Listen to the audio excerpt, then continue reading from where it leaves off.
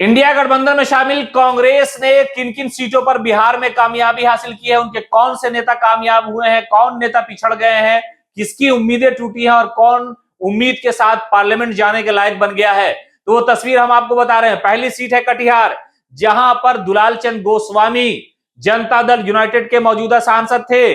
उन्हें शिकस्त दिया है कांग्रेस के सीनियर नेता तारिक अनवर ने।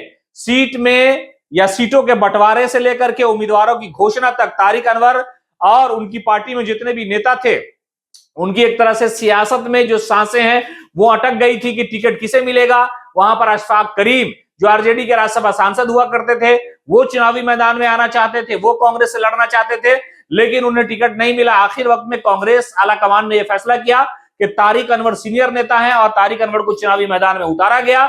जब वो चुनावी मैदान में उतरे, उसके बाद उन्होंने कहा कि मैंने कटिहार की सेवा की है और हमें एक बार मौका दीजिए, उम्र के इस पड़ाव पे हम आपकी सेवा करना चाहते हैं। और लोगों ने तारिक अनवर की इस बात पर भरोसा किया।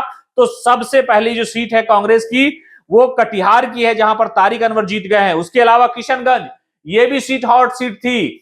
ऑल इंडिया मजलिस इत्तेहादुल मुस्लिमीन के सदर यानी असदुद्दीन ओवैसी ने कई जनसभाएं की किशनगंज में।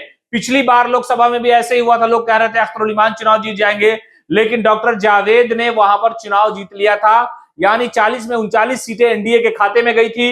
मोदी का मैजिक चला था, उस वक्त भी डॉक्टर जावेद किशनगंज से चुनाव जीते थे। लेकिन इस बार यानी डॉक्टर जावेद शुरू में लग रहा था कि चुनाव हार जाएंगे, लेकिन स्थिति बदलते बदलते उनकी किस्मत में जो बदलाव आया, वो बदलाव इतना पॉजिटिव था कि वहां से चुनाव जीत गए हैं डॉक्टर जावेद और कांग्रेस के खाते में फिर से एक सीट उन्होंने डाल दी है बिहार में। उसके अलावा सासाराम में तो भारतीय जनता पार्टी ने अपना उम्मीदवार ही बदल दिया था और छेदी पासवान की जगह पर नए उम्मीदवार को दिया, लेकिन सासाराम में कुछ नहीं चला। कांग्रेस की मीरा कुमार ने चुनाव लड़ने से मना किया था, उसके बावजूद भी वहां पर कांग्रेस ने कामयाबी हासिल कर ली है। तो यानी बिहार में कांग्रेस ने 3 सीटों पर कामयाबी हासिल की, उसमें से सीनियर नेता तारिक अनवर चुनाव जीत गए।